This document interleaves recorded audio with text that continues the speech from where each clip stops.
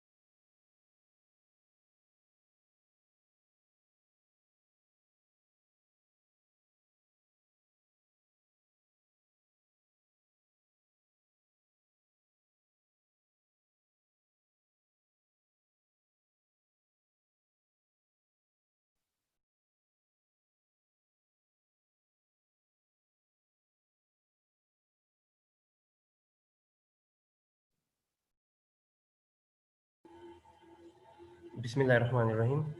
मेरी आवाज़ आ रही है आप लोगों को? यस सर, आ रही है। ठीक है। वालेकुम सलाम। यस सर, आ रही है।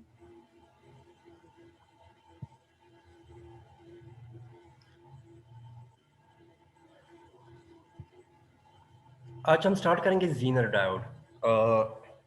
लास्ट लेक्चर के अंदर हमने जो स्टैंडर्ड डायोड्स हैं वो हमने कवर किए थे।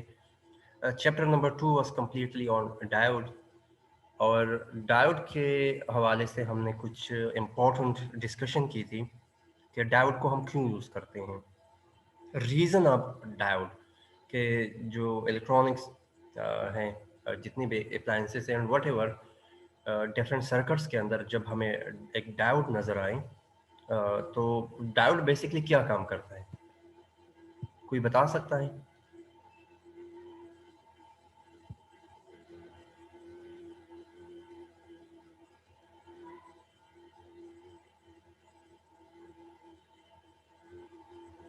जी जी, आवाज़ आ रही है मेरी?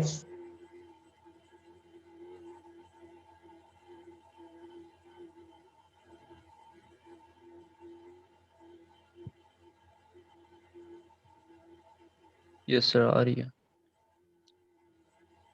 डायोड बेसिकली, डायोड का क्या फंक्शन है, why we use diode?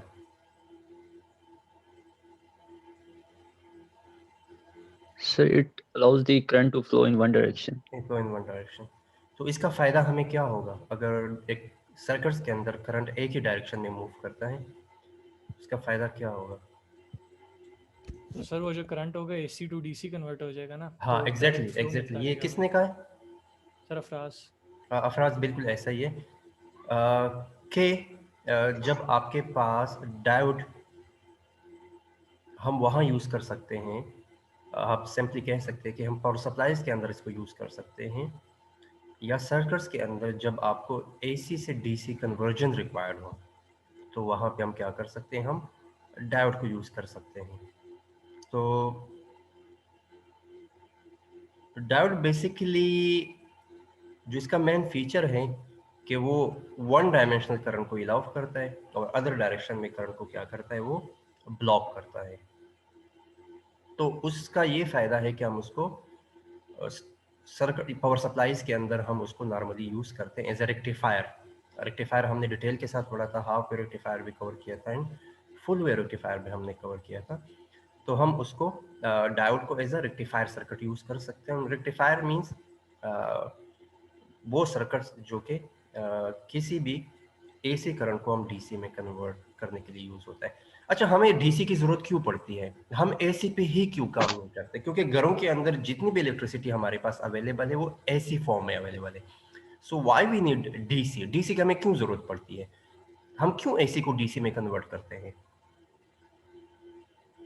Sir क्योंकि डीसी में एक तो सर करंट चेंज नहीं हो रही थी हाफ आपकी साइकिल आवाज के अफराज बाद। बहुत स्लो आ रही है, और ये बाकी लोग भी है, ये भी आंसर कर सकते हैं। जी बताएं अफराज। सर जो एसी होती है ना सर, उसमें जो ना करंट चेंज होती है, तो सर डीसी जो होती है वो प्योर फॉर्म होती है, उसमें करंट चेंज नहीं होती और रेजिस्टेंस भी कम होती है। इस वजह से जो नहीं नहीं, बाकी जो इस जितनी मेन भी वजह अप्लायंसेज है क्यों है? वो मतलब हम डायरेक्ट करंट क्यों, पे चलती। नहीं नहीं, ये कोई वजह नहीं है। हमें डीसी की जरूरत पड़ती क्यों है? हम डीसी यूज कर सकते हैं, हम क्यों, मतलब क्या जरूरत है कि हमें हमें डीसी की जरूरत पड़ती है? हम क्यों कन्वर्ट करते हैं डीसी के अंदर? सर सर डायरेक्ट फ्लो होता है इस वजह से। फातिमा आप बताएं।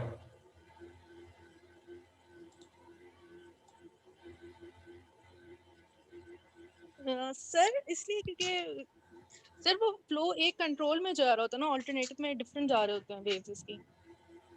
सही, कोई और बता सकते हैं? सर ऐसी सिग्नल जो होते हैं वो स्टोर नहीं होते, और डीसी स्टोर हो सर सकते हैं। वन बिल्कुल वन बिल्कुल, किसने डायरेक्शनल होती है कहा? सर ये मोहम्मद करंट। उमर, मोहम्मद उमर ने कहा है, ठीक है। मोहम्मद उमर की बात बिल्कुल सही है। एक ये रीजन है कि हम एसी को स्टोर नहीं कर सकते, डीसी को हम क्या कर सकते हैं? स्टोर कर सकते हैं।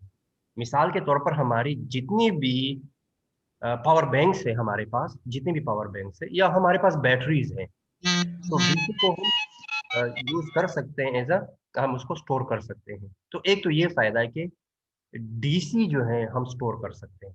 तो इसलिए हम एसी से डीसी में कन्वर्ट करें ताकि हम स्टोर करते हैं, और फिर दोबारा से हम उसको एसी में कन्वर्ट करते हैं जब हम उसको यूटिलाइज करें या नॉर्मल में। या डीसी पे भी हमारे पास आजकल ऐसी चीजें जो डायरेक्ट डीसी पे भी ऑपरेट होती है। डीसी फैंस भी आपको नजर आते हैं मार्केट के अंदर। आप जाएं तो आपको एसी बल्ब भी नजर आते हैं, डीसी बल्ब भी नजर आते हैं। एसी फैन भी होते हैं और डीसी फॉर्म के फैन भी अवेलेबल है। चलो एक और चीज मैं बताते चलूं कि हमारे पास घरों के अंदर जितने भी अप्लायंसेज है वो सारे डीसी ऑपरेटेड है। हमारा मोबाइल फोन डीसी पे काम करता है, हमारा लैपटॉप डीसी पे काम करता है। हमारे घर के अंदर आजकल तो डीसी इन्वर्टर भी हैं जो आपके पास ऐसी हैं, मतलब जो हम यूज करते हैं वो डीसी कन्वर्टेड भी हैं। मतलब मोस्टली आपके पास जो अप्लायंसेज इलेक्ट्रॉनिक्स जो हम घर में यूज करते हैं वो क्या है? वो डीसी ऑपरेटेड है। तो उसके साथ क्या होता है? उसके साथ एक पावर सप्लाई होती है, बाज़ औक़ात हमें नजर आती है एक्सटर्नल होती है, लेकिन मोस्टली पावर सप्लाई इंटरनल होती है। हमें नहीं पता होता कि जो आपके पास टीवी है घर के अंदर, आप उसको डायरेक्टली प्लग करते हो ऑन हो जाता है। इट मीन्स कि ये एसी है, लेकिन उसके अंदर एक पावर सप्लाई है जो फर्दर फिर एसी को डीसी में कन्वर्ट करता है, उसी से ही वो ऑन हो जाता है। तो किसी भी टीवी के अंदर अगर आप देखें उसके अंदर एक पावर सप्लाई जरूर होता है। इवन सीपीयू के अंदर आपको एक बड़ा पावर सप्लाई नजर आता है। वो क्या करता है? वो बेसिकली वो एसी जो आप देते हो उसको डीसी में कन्वर्ट करता है। उसके जो अंदर जितने कंपोनेंट्स है, इवन हर एक चीज जो है वो डीसी ऑपरेटेड है। तो डीसी के दो फायदे, मोस्टली इलेक्ट्रॉनिक अप्लायंसेस जो है वो डीसी ऑपरेटेड है। सेकंड, डीसी को हम क्या कर सकते हैं? इसको हम स्टोर कर सकते हैं। जब भी आपने वोल्टेज को स्टोर करना है तो हम उसको डीसी में कन्वर्ट करते हैं। तो यही फायदा है कि हमें डायोड की जरूरत पड़ती है उन सिचुएशंस के अंदर जब हम एसी से डीसी बनाते हैं, एसी से डीसी कन्वर्ट करते हैं, तो वहां पे जो मेन कंपोनेंट यूज हो रहा होता है वो आपके पास डायोड ही होता है। फिर डायोड को हमने डिटेल के साथ पढ़ा था और स्टैंडर्ड डायोड्स को हमने कवर किया था। अब डायोड जो है, डायोड के हवाले से हमने ये बात की थी कि डायोड जो है वन डायरेक्शनल करंट को अलाउ करता है और अदर डायरेक्शन में क्या करता है? वो करंट को ब्लॉक करता है। ठीक है, लेकिन हमारे पास, हमने ये भी साथ में देखा था कि डायोड जो है वो रिवर्स बायस में करंट को ब्लॉक करता है, फॉरवर्ड बायस के अंदर आपके पास क्या करता है? करंट को अलाउ करता है। वो स्टैंडर्ड डायोड की बात करते हैं।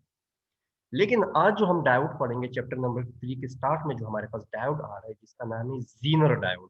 जीनर डायोड के अंदर एक फायदा है कि ये फॉरवर्ड बायस के अंदर भी काम कर सकता है और रिवर्स बायस के अंदर भी काम कर सकता है। इट मीन्स कि ये फॉरवर्ड बायस में भी काम कर सकता है एंड रिवर्स बायस में भी ये काम कर सकता है। लेकिन रिवर्स बायस में एक पर्टिकुलर वोल्टेज जिसको हम जीनर वोल्टेज कहते हैं उसे पे ही काम करता है। अदरवाइज ये नॉर्मल रिवर्स एक स्टैंडर्ड डायोड की तरह ही ये परफॉर्म करता है।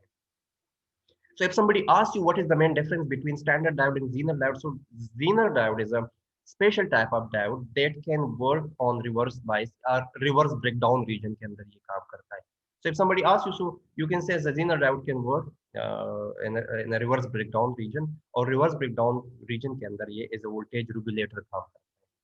अब what is voltage regulator? हमने AC से पावर सप्लाईज के अंदर हमने वोल्टेज रेगुलेटर कवर किया था. सो घरों के अंदर वोल्टेज रेगुलेटर हमारे पास नॉर्मली अवेलेबल होता है. सो वोल्टेज रेगुलेटर हम क्यों यूज करते हैं, इसका रीजन क्या है, कोई बता सकता है? ताकि आप लोगों का थोड़ा सा ना मैं ये कंसेप्ट आपकी क्लियर हो जाए. वोल्टेज रेगुलेटर सर अगर बिजली कम हो तो हम उससे ज्यादा कर सकते हैं और अगर ज्यादा हो तो कम कर सकते हैं. बिल्कुल सिकंदर ने बड़ी जबरदस्त. ऐसा ही है कि घर के अंदर बाज़-औक़ात फ्लक्चुएशन होती है. हमारे घरों के अंदर आपने देखा हो कभी भी कांस्टेंट वोल्टेज नहीं आता. आप अगर आप मल्टीमीटर जाके प्लग के अंदर लगा दें, कभी आपको 170 होगा, कभी 210 होगा और कभी कभार 240 और 250 भी हो जाता है. वो डिपेंड करता है सिचुएशंस के ऊपर. तो कभी भी कांस्टेंट Yes, sir. वोल्टेज हमारे घरों के अंदर नहीं आता. उन सिचुएशन के अंदर हम क्या करते हैं, वोल्टेज रेगुलेटर हम लगाते हैं. अगर वोल्टेज का लेवल कम है या वोल्टेज का लेवल बहुत ज्यादा है तो उसको एक कांस्टेंट वोल्टेज पे वो मेंटेन रखता है. हम कहते हैं कि हमें घर के अंदर 220 वोल्ट ही रिक्वायर्ड है. तो अगर आपके पास इनपुट वोल्टेज जो घर में आ रही है वो 170 आ रही है तो उसको वो क्या करता है, वो मेंटेन रखेगा 220 पे. अगर बहुत ज्यादा आ रही है, 270 आ रही है या 260 आ रही है, तो उसको क्या करेगा, उसको लेवल को कम करके 220 वोल्ट पे ही फाइन ट्यून कर देगा. तो वोल्टेज रेगुलेटर क्या करता है, आउटपुट पे कांस्टेंट वोल्टेज को मेंटेन रखता है. आप उसको इनपुट पे कोई भी वोल्टेज दे दे, कम हो या ज्यादा हो, उसको वो 220 वोल्ट या जो भी आपने उस पे ट्यून किया है, आपने उसको फिक्स किया हुआ है, तो उस पे वो कांस्टेंट वोल्टेज आपको आउटपुट पे प्रोवाइड करेगा. बाज़ औक़ात हमारे घरों के अंदर जहाँ पे आपको लग रहा होता है कि वोल्टेज कम है तो वहाँ पे हम वोल्टेज रेगुलेटर यूज करते हैं. बाज़ औक़ात लोग स्टेबलाइजर कहते हैं, वो भी एक फॉर्म ही आप इसको समझ लें.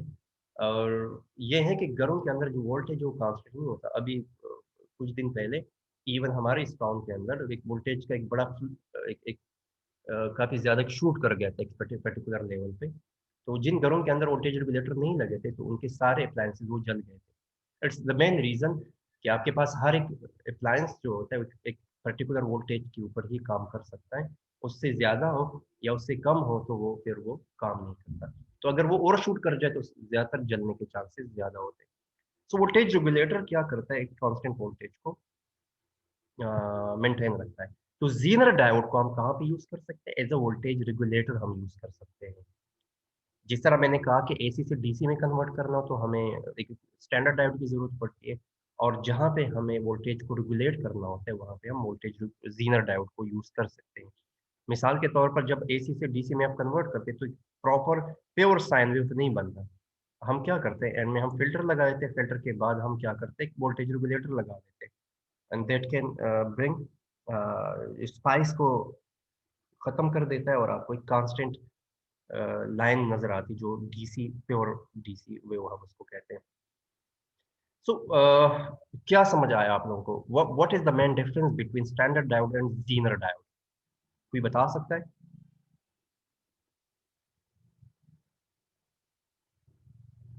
सर फिर से समझा दें, बहुत कंफ्यूजिंग था.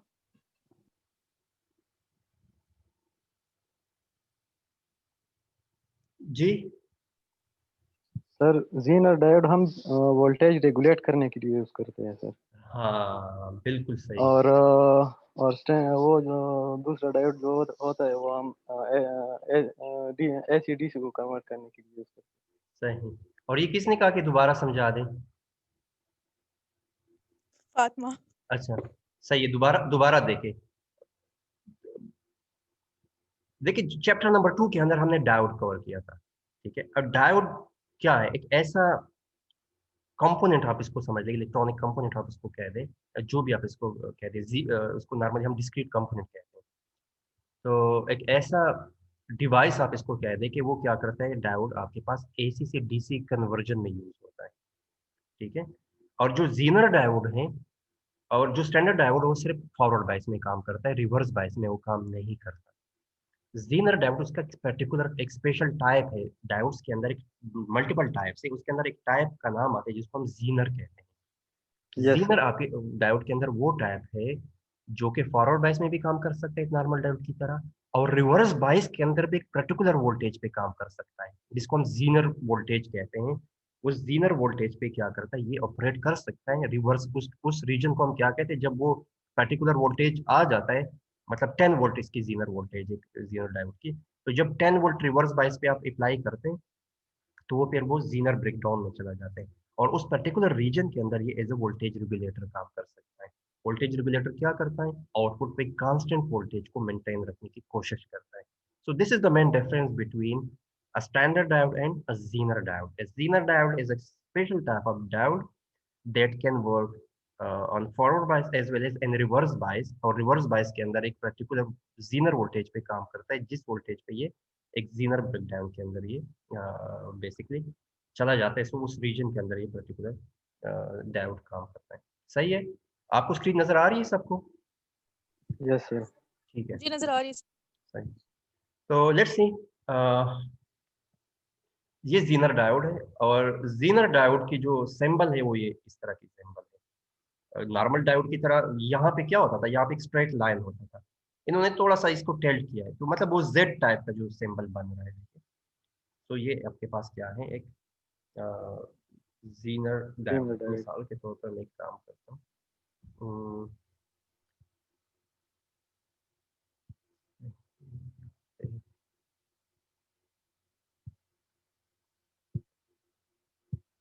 सो एक नॉर्मल डायोड जो है उसका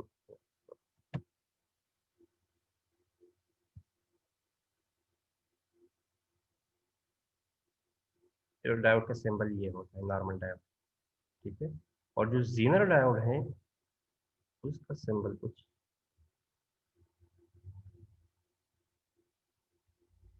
सॉरी, ये थोड़ा सा ना मेरे ड्राइंग या ये कुछ ऐसी चीज है, ठीक है। तो Yes, sir. ये आपके पास एनोड है, और ये आपके पास क्या है, कैथोड। इसको हम कैसे लिखते हैं नॉर्मली, जब आप इसको इंग्लिश में लिखेंगे तो CATHOD है, लेकिन इसका सिंबल है कि ये कैथोड है। तो नॉर्मली जब आप इसको ऑपरेट करते हैं तो क्या होता है, हम जब इसको ऑपरेट करते हैं तो आपके पास एनोड को हम नॉर्मली क्या कर सकते हैं, ये पॉजिटिव के साथ कनेक्ट करते हैं, एक ये इसको आप नॉर्मल डायोड समझे, ठीक है। अभी इसको और इसको आप रिवर्स बायस, ये कैथोड को आप माइनस के साथ कनेक्ट कर लें, तब ये काम करेगा। अदरवाइज अगर आप इसको चेंज करें तो फिर ये काम नहीं करेगा। लेकिन जीनर डायोड जो है, जीनर डायोड के अंदर एक फायदा है कि अगर इसको मैं इस तरह कनेक्ट कर दूं कि ये ऊपर जो है ये,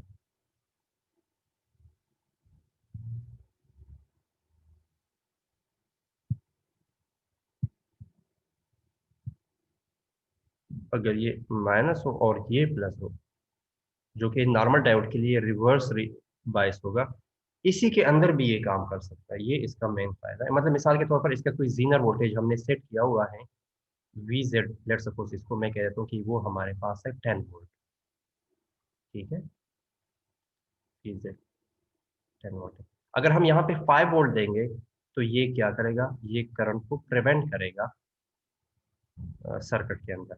7 देंगे, 8 देंगे, 9 देंगे, लेकिन जब हम यहाँ पे अप्लाई करेंगे 10 वोल्ट, इवन ये रिवर्स बायस है, रिवर्स बायस के अंदर काम नहीं करता आपके पास नॉर्मल कंडीशन के अंदर कोई भी डायोड, लेकिन ये जीनर डायोड है। अगर हम यहाँ पे इनपुट पे जो वोल्टेज देंगे 10 वोल्ट, तो ये यहाँ से करंट फ्लो करना स्टार्ट कर देगा, ठीक है। यहाँ से इस सर्किट के अंदर करंट मूवमेंट स्टार्ट हो जाएगी, और इसी वोल्टेज के साथ ही कहाँ पे चला जाएगा, इस ये एक रीजन में चला जाएगा जिसको हम कहते हैं ब्रेकडाउन रीजन। और ब्रेकडाउन रीजन के अंदर जीनर डायोड काम करता है, एज अ वोल्टेज रेगुलेटर काम करता है। क्या काम कर सकता है, एज अ वोल्टेज रेगुलेटर काम कर सकता है।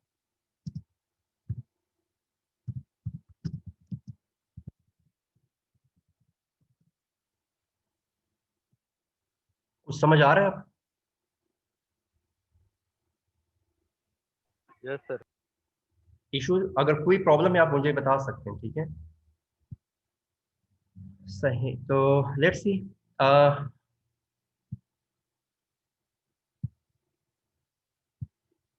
ठीक है, सो जीनर डायोड जो है ये इसका सिंबल है, ठीक है। और Zener diode is silicon PN junction diode. ये भी जिस तरह के डायोड जो है सिलिकॉन से नॉर्मली या जर्मेनियम, तो ये भी सिलिकॉन पीएन जंक्शन डायोड है। अब सिलिकॉन की फॉर्म में 0.7 था, और जर्मेनियम में जो थ्रेशोल्ड वोल्टेज नॉर्मली होता है वो 0.3 वोल्ट होता है, सही है। सो अ Zener diode is a silicon PN junction device that is designed for operation in the reverse breakdown region.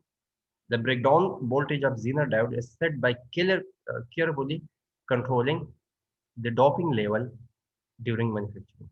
अच्छा, जो नॉर्मल डायोड है आपने वहां पे देखा होगा कि नॉर्मली क्या होता है, आयोनाइजेशन की वजह से आपके पास, और यहाँ पे क्या होता है, यहाँ पे डोपिंग की वजह से ये रिवर्स ब्रेकडाउन रीजन में चला जाता है।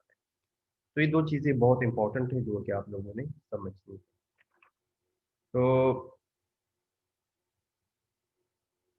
अब अगर हम देखें एक नॉर्मल कंडीशन देखें, ये अगर आपने ये वी आई करेक्टरिस्टिक कर्व आपने देखा होगा नॉर्मल डायोड में भी आप लोगों ने देखा होगा कि यहाँ पे जब आप एक डायोड जो है अगर फॉरवर्ड बायस में होगा तो आप इसी रीजन के अंदर ही होंगे, ठीक है। फॉरवर्ड बायस के अंदर आप यहाँ पे होंगे इसी रीजन के अंदर, तो यहाँ पे आप वोल्टेज अप्लाई करते अगर सिलिकॉन डायोड आप यूज कर रहे हैं, और अगर यहाँ पे 0.7 वोल्ट आप इनपुट पे अप्लाई कर रहे हैं, देखिए यहाँ पे हम क्या कर रहे हैं, वोल्टेज अप्लाई कर रहे हैं, यहाँ पे क्या दूसरे साइड पे क्या है, करंट प्रोड्यूस हो रहा है। तो जब हम यहाँ पे वोल्टेज अप्लाई कर रहे हैं, यहाँ पे 1 2 मतलब 0.1 0.2 0.3 एंड देन यहाँ पे अगर 0.7 है, अगर हम 0.7 अप्लाई करते तो तब ये क्या करेगा, ये ओवरशूट करेगा और आपके पास करंट जो है वो फ्लो करना स्टार्ट करेगा। अच्छा, उससे पहले करंट थोड़ा सा करंट प्रोड्यूस होता है, लेकिन 0.7 के बाद जो है यहाँ पे फुल फ्लो स्टार्ट हो जाती है करंट की, तो इसलिए आपको एक स्ट्रेट लाइन आपको नजर आती है, एक एक्सपोनेंशियल आपको ग्रोथ नजर आता है हाइव के अंदर। अच्छा, रिवर्स ब्रेकडाउन के रीजन के रिवर्स में भी ये आहिस्ता आहिस्ता जब आप रिवर्स वोल्टेज अप्लाई करते हैं तो थोड़ा सा करंट जो है नॉर्मली फ्लो होता है, लेकिन जब एक पर्टिकुलर वोल्टेज जीनर वोल्टेज में आ जाता है तो ये ऑटोमेटिकली आपको स्ट्रेट आपको एक यहाँ पे ये किस रीजन में चला जाता है, ब्रेकडाउन रीजन में चला जाता है। और ये सी रिवर्स ब्रेकडाउन रीजन के अंदर ये जीनर डायोड जो है काम करता है, और इस रीजन के अंदर ये एज अ वोल्टेज रेगुलेटर काम कर सकता है। मिसाल के तौर पर अगर हम डायोड को फिक्स करते हैं, जीनर डायोड को रिवर्स वाइज के अंदर, और एक पर्टिकुलर वोल्टेज जो हमने सेट किया है वो वोल्टेज हम अप्लाई करते हैं, तो ये क्या करेगा, एज अ वोल्टेज रेगुलेटर काम करेगा। तो ये इसकी करेक्टरिस्टिक कर्व हमने देखी। ये बहुत इंपॉर्टेंट है कि ये इसको हम इस रीजन को हम क्या कहते हैं, ब्रेकडाउन रीजन कहते हैं।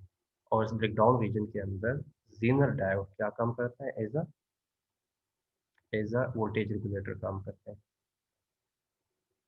अब जिस तरह के नॉर्मल डायोड के आइडियल मोड भी था और इसके अंदर प्रैक्टिकल मोड भी था, तो जीनर डायोड के भी आइडियल मोड भी है और प्रैक्टिकल मोड भी है। तो अच्छा, ये आपके पास है, इसको आप देखें कि रिवर्स रीजन के अंदर आपके पास दो चीज़ें हैं। एक आपके पास मिनिमम करंट है, ठीक है, ये देखिए ये आपको क्या शो कर रही है, ये करंट शो कर रहा है। ये क्या शो कर रही है लाइन, ये आपको रिवर्स वोल्टेज शो कर रही है। रिवर्स वोल्टेज क्या मतलब है, आपके पास एक डायोड जो है उसका आपने क्या किया है, एनोड जो है उसको आपने नेगेटिव के साथ कनेक्ट किया है और कैथोड को आपने पॉजिटिव टर्मिनल के साथ कनेक्ट किया है, तो वो रिवर्स बायस कहलाता है। उस रिवर्स बायस के अंदर आप इनपुट पे जितनी भी वोल्टेज आप अप्लाई करते हैं, मिसाल के तौर पर वो वोल्टेज उसको हम क्या कहते हैं, वो रिवर्स वोल्टेज कहलाता है। तो जब आप एक रिवर्स वोल्टेज, लेट सपोज हमने जीनर वोल्टेज सेट किया हुआ है 10 वोल्ट, तो अगर हम 10 वोल्ट देंगे तब ये क्या करेगा, ये यहाँ पे रिवर्स ब्रेकडाउन रीजन में ये डायोड आ जाएगा, और इस रिवर्स ब्रेकडाउन रीजन को हम क्या कहते हैं कि इस रीजन के अंदर ये काम करता है। लेकिन उसमें मिनिमम करंट भी होगा और मैक्सिमम करंट भी होगा। मतलब आप देखिए वोल्टेज आप अप्लाई कर रहे हैं तो उसमें एक मिनिमम करंट भी प्रोड्यूस हो सकता है उस रीजन के अंदर, और वहाँ पे एक मैक्सिमम करंट भी प्रोड्यूस हो सकता है। तो ये डायोड जो है, ये जो ब्रेकडाउन रीजन है, ये लाई करेगा between the minimum current and the maximum current. अगर इस मैक्सिमम करंट से भी थोड़ा सा ज्यादा हो जाए करंट, तो डायोड जो है डैमेज हो सकता है। और अगर इससे मिनिमम करंट से अगर कम हो जाए तो आपके पास क्या हो सकता है, डायोड जो है वो रिवर्स ब्रेकडाउन रीजन में नहीं होगा। मिसाल के तौर पर एज ओपन स्विच काम करेगा, वहाँ से करंट की फ्लो ऑलमोस्ट नेग्लिजिबल होगी। ठीक है, कुछ समझ आ रहा है या मुश्किल पढ़ा रहा हूँ?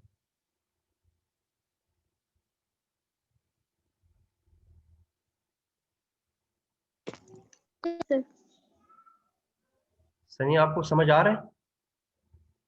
Yes sir. किसी और को अगर किसी को प्रॉब्लम है तो वो पूछ सकते हैं। कुछ लोग तो काफी चुप हैं। बिल्कुल तौकीर, आपको समझ आ रहा है? यस सर, आ रही थोड़ी इस तरह। वो तो नेटवर्क का इशू है शायद, वो कभी की आकिब, आवाज आ रही आपको है। समझ आ रहा है?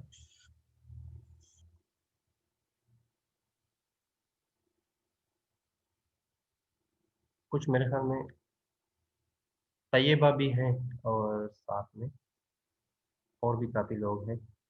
तो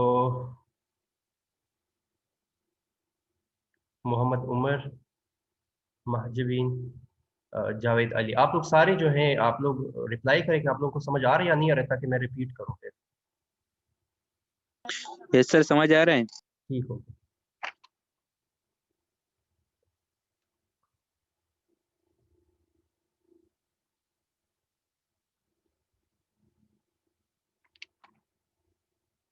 तो अगर हम यहाँ पे देखें कि अगर आपके पास आइडियल मोड होगा जीनर डायोड का, आइडियल मोड कौन सा मोड होता है डायोड का?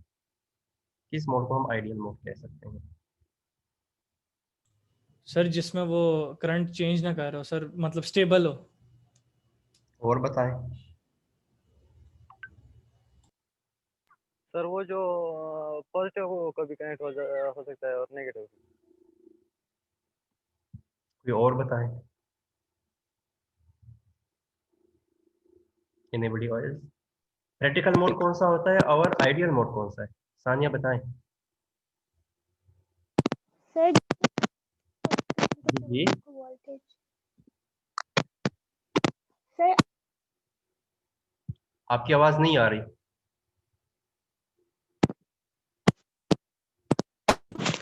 सर आइडियल मोड का वो भी नहीं होता जिसमें अनलिमिटेड फॉरवर्ड करंट हो हाँ, जब हम वोल्टेज। मिसाल के तौर पर जो हम 0.7 वोल्ट को कंसिडर करते हैं सिलिकॉन में, या 0.3 वोल्ट जर्मेनियम में कंसिडर करते हैं, वो हम इसमें कंसिडर नहीं करते। मिसाल के तौर पर आपके पास डायोड आइडियल मोड में होता है, अगर आप 0.1 वोल्ट भी अप्लाई करते हैं तो करंट फ्लो स्टार्ट हो जाता है उस डायोड से। ठीक है, अगर 0.2 वोल्ट भी अप्लाई करते हैं तो करंट फ्लो करना स्टार्ट कर जाता है। लेकिन जो क्रिटिकल मोड है, जब आप इनपुट पे 0.7 वोल्ट नहीं देंगे सिलिकॉन, अगर सिलिकॉन डायोड है, ठीक है, तो तब वो काम करना, मतलब वहां से करंट फ्लो नहीं होगा। जी सर मतलब बैरियर पोटेंशियल इंक्लूड हो हाँ, जाता है ना बैरियर प्रैक्टिकल। पोटेंशियल आपके पास बिल्कुल एग्जैक्ट वही चीज है। तो जिस तरह नॉर्मल स्टैंडर्ड डायोड का भी बैरियर पोटेंशियल होगा, तो यहाँ पे अगर हम इसको आइडियल मोड में देखें तो आइडियल मोड के अंदर आपके पास जो VZ है बिल्कुल एक स्ट्रेट लाइन नजर आएगी। हम अभी आप देख रहे थे ना प्रीवियस ग्राफ के अंदर कि ये देखिए स्ट्रेट लाइन नहीं है, ये थोड़ा सा इसके अंदर वेरिएशन है। देखिए थोड़ा सा टिल्ट आपको नजर आ रहा है, इंक्लाइंड थोड़ा सा आपको नजर आ रहा है यहाँ पे आपको। ये किस वजह से है? ये वो जो बैरियर पोटेंशियल होता है बेसिकली, उसी वजह से। अगर वो नहीं है तो बिल्कुल आपके पास एक स्ट्रेट लाइन ही नजर आएगा। मतलब VZ 10 वोल्ट आप अप्लाई करेंगे तो ये डायरेक्टली आपको एक सीधा आपको लाइन, मतलब पूरा करंट जितना है उसके अंदर कोई ड्रॉप्स नहीं होंगे, बल्कि कंप्लीट करंट ही फ्लो करना स्टार्ट कर जाएगा वो। तो सेकंड आपके पास जो है प्रैक्टिकल मोड के अंदर आप उसके साथ एक रेजिस्टेंस लगा देते हैं, ठीक है, क्योंकि वो थोड़ा सा वोल्टेज ड्रॉप्स वहाँ पे होते हैं, तो ऑटोमेटिकली हम वो जो 0.7 वोल्ट हम लगाते हैं वो क्या होता है सर, बेसिकली उस वहाँ पे हम रेजिस्टेंस इंक्लूड कर देते हैं उसके साथ। जब तक वो 0.7 वोल्ट नहीं आएगा तो वो रेजिस्ट करता है करंट को, मतलब जितना भी वोल्टेज आप अप्लाई करते हैं 0.1 0.2 0.3, वो थोड़ी सी रेजिस्टेंस प्रोवाइड करते हैं, करंट को अलाउ नहीं करता कि वो एक डायोड से पास हो। सो वो जो रेजिस्टेंस है उसको आप साथ में इंक्लूड करें, और आपको ये यहाँ से आप ग्राफ से देख सकते हैं कि थोड़ा सी आपको वेरिएशन नजर आ रही है। एग्जैक्टली शूट नहीं करता, बल्कि वो आहिस्ता आहिस्ता ही इंक्रीज होता है। अब एक चीज जहन में रखें कि रेजिस्टेंस बेसिकली क्या होता है, व्हाट इज रेजिस्टेंस? कोई डिफाइन कर सकते हैं रेजिस्टेंस किसे कहते हैं? सर जो चार्जेस ऑफ फ्लो है उसके अंदर जो ऑपोजिशन आती है उसको रेजिस्टेंस कहते हैं। हाँ exactly. So opposition in the flow of current या the hindrance in the flow of current is called resistance. और एक हमारे पास होता है एक टर्म जिसको हम कहते हैं एम्पेडेंस। एक रेजिस्टेंस होता है, एक एम्पेडेंस होता है, तो दोनों एक ही ऑलमोस्ट चीज हैं, लेकिन एक्टिव रेजिस्टेंस को हम क्या कहते हैं या इफेक्टिव रेजिस्टेंस को हम क्या कहते हैं, उसको हम एम्पेडेंस कहते हैं।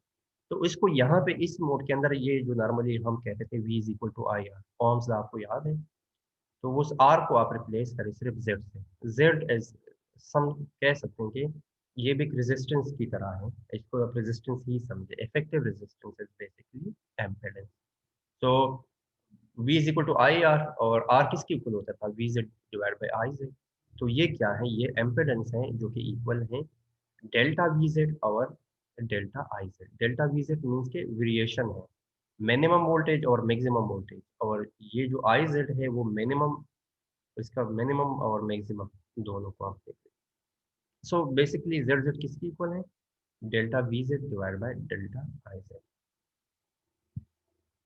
सो ये आपके पास आइडियल मोड के अंदर उसका कर्व कुछ इस तरह बनेगा, और आपके पास जो प्रैक्टिकल मोड होगा वो उसमें इस तरह बनेगा। और ये आपको पता हो कि एम्पेडेंस किसकी इक्वल है, डेल्टा वी जेड, यहाँ पे जो वैल्यूज होंगी डिवाइड बाय यहाँ पे जो वैल्यूज होंगी उसके इक्वल जेड जेड है। अच्छा, हमारे पास एक है, कह सकते हैं कि एक एग्जांपल है, और एग्जांपल्स के अंदर आपके पास वैल्यूज गिवन है। सो a Zener diode exhibits a certain change Vz for a certain change in Iz on a portion of the linear characteristic curve between Izk and Izn. So what is the Zener impedance? Zener impedance किसकी equal है, Zz। हमने अभी पढ़ा है कि वो किसकी equal है, del Vz divide by del Iz। Del Vz की वैल्यू क्या है, 50 मिली वोल्ट। मिली किसकी इक्वल है, 10 to the power -3। So 50 10 to the power -3 divide by delta Iz। Delta Iz किसकी इक्वल है, इसकी मैक्सिमम वैल्यू से मिनिमम वैल्यू को माइनस करें, तो ये क्या बन जाएगा, 15 - 10 equal to 5 milli ampere. So 50 divide by 5, आपके पास जो वैल्यू आएगी वो आएगी 10 मिली एम्पियर। और 10 मिली एम्पियर क्योंकि जेड है, सो इसको सॉरी ये मिली मिली के साथ कट जाएगा, तो जेड की जो यूनिट है वो क्या है, ओम्स है, तो आप इसको कहते हैं जेड ओम बेसिकली। सो आसान है, आपके पास वैल्यूज गिवन है। अच्छा, यहाँ पे मे भी ये इस तरह गिवन हो कि del V Z is equal to 5 milli ampere, और यहाँ पे वैल्यूज चेंज हो, मैक्सिमम वैल्यू लेट सपोज 50 है और मिनिमम लेट सपोज 10 है, तो डेल वी जेड किसकी इक्वल होगा। अगर मैं कह दूं कि ये वाली वैल्यू जो है ये 50 है, या इस जगह की वैल्यू, और ये वैल्यू मेरे पास 10 है, तो डेल वी जेड किसकी इक्वल होगा,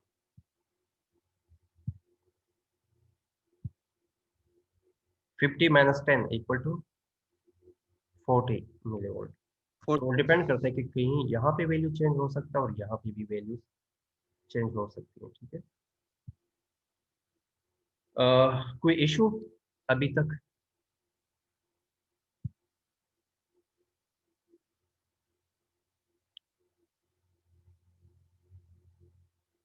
कोई इशू है तो आप पूछ सकते हैं, कोई प्रॉब्लम तो आप, ताकि मैं नो सर। रिवाइज करूँ।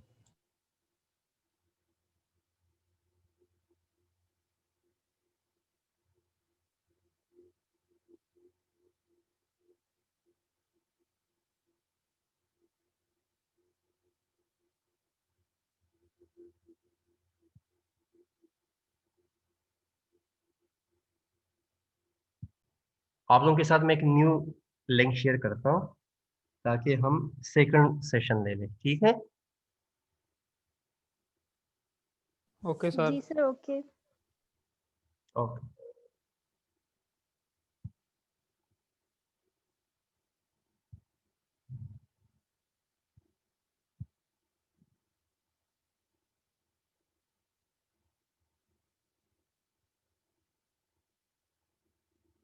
चलो आप सारे क्विट कर जाएं।